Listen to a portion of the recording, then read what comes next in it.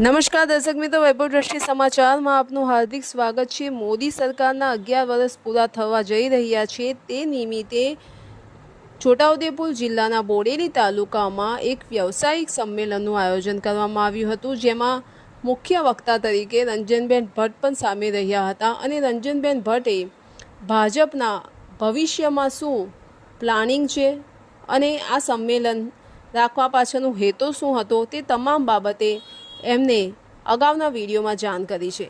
ધન્યવાદ। Okay okay હા okay ના ના ઓકે ચાલુ કરો મેડમ રોલ। નમસ્કાર મિત્રો, દેશના પ્રધાનમંત્રી આદરણીય નરેન્દ્રભાઈ મોદીજી વિકસિત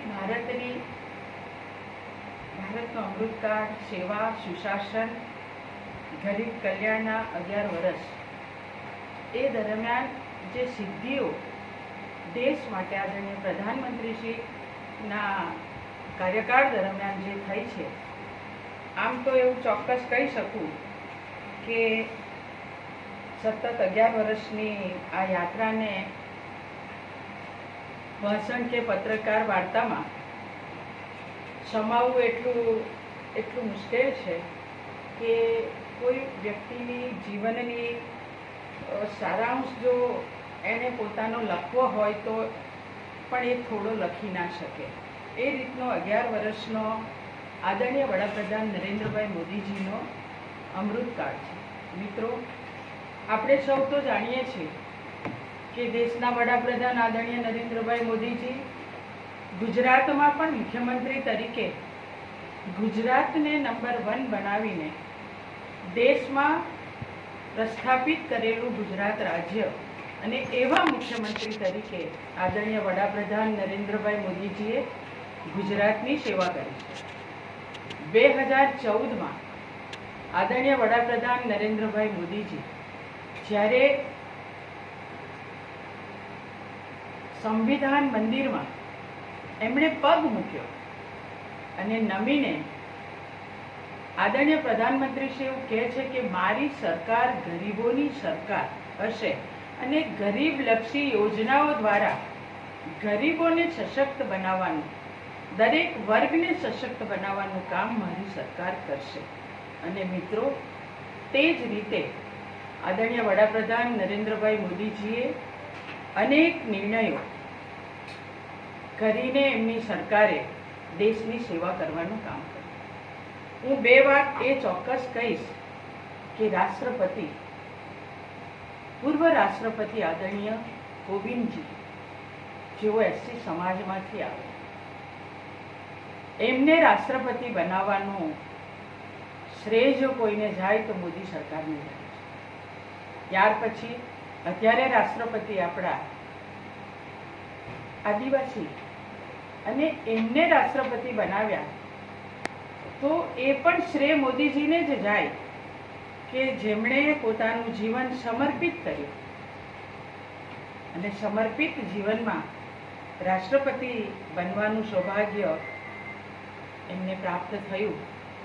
મોદીજીએ મહિલાને પણ પ્રતિનિધિત્વ આપ્યું, દ્રૌપદી મુર્મુજીને, જે એસટી સમાજમાંથી આવે છે, અને સાથે કોવિંદજીને પણ એક રાષ્ટ્રપતિનો પદભાર આપીને જે રાષ્ટ્રપતિ તરીકે કોવિંદજીએ બી સેવા કરી છે એ આપણે સૌએ જોઈ છે। મોદીજીના 11 વર્ષની યાત્રા એટલે મોદીજી નહીં, પરંતુ પોતાનું કઠિન પરિશ્રમ આપીને 140 કરોડ દેશવાસી ને પરિશ્રમ, બલિદાન અને સપનાઓને પાંખો આપી એવું કહીએ તો પણ ખોટું નથી। મિત્રો, આદરણીય પ્રધાનમંત્રી શ્રી નરેન્દ્રભાઈ મોદીજીનું નેતૃત્વમાં નવા ભારતનું જે સ્વપ્ન અને વિચાર છે તે એ છે કે જ્યાં પણ ટેકનોલોજી છે ત્યાં પ્રગતિ છે, જ્યાં પણ ભાજપ સરકાર છે ત્યાં ગરીબોનું કલ્યાણ છે, શાસન હવે સેવા છે, સરકાર હવે ભાગીદારી છે અને સુશાસન હવે સંસ્કૃતિ છે। મિત્રો, છેલ્લા 11 વર્ષ ભારતને વિકસિત બનાવવાનો અમૃતકાળ આદરણીય મોદીજીએ 2014થી શરૂ કરી દીધો છે. 2014 પહેલા આપણી વિચારસરણી હતી કે કંઈ કામ કરાવવું છે તો આ કેવી રીતે થશે, શક્ય હશે કે કેમ, આ થઈ શકશે કે કેમ.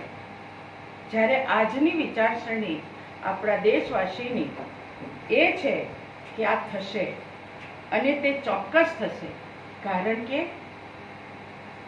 મોદી હૈ તો મુમકિન હૈ.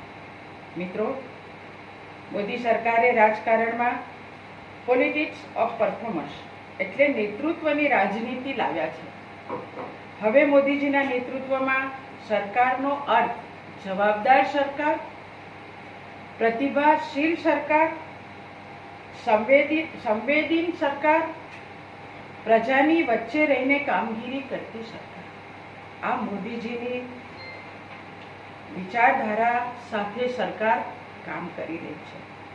મિત્રો, પહેલા સરકારી યોજનાઓના પૈસા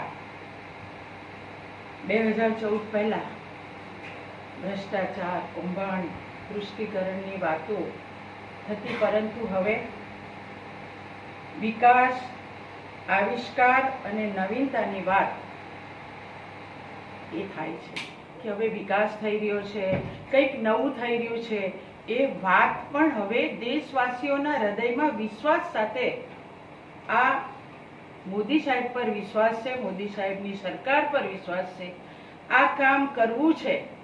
તો પહેલા એવું હતું કે થશે કે કેમ, હવે તો કે ના થશે જ, કેમ કે નરેન્દ્રભાઈની મોદીજીની સરકાર છે. પહેલાની સરકારની યોજનાઓ, જે સરકાર દિલ્હીથી પૈસા મોકલતી હતી યોજનાઓના, એ લોકો સુધી પહોંચતા નહોતા. વચેટિયાઓ તેને ખાઈ જતા હતા. પરંતુ ડાયરેક્ટ બેનિફિટ ડીબીટી દ્વારા પૈસા સીધા નાગરિકના ખાતામાં મોકલવાનું કામ આદરણીય વડાપ્રધાન નરેન્દ્રભાઈ મોદીજીએ કર્યું છે. મિત્રો, તમે જુઓ કે પહેલા સારવાર દરમિયાન ગરીબ લોકોની બીમારી થતી હોય, પૈસા જ ના હોય, પિતા પણ કહી ના શકે કે મારી બીમારી છે તો બેટા મને મારી સારવાર કરાવો.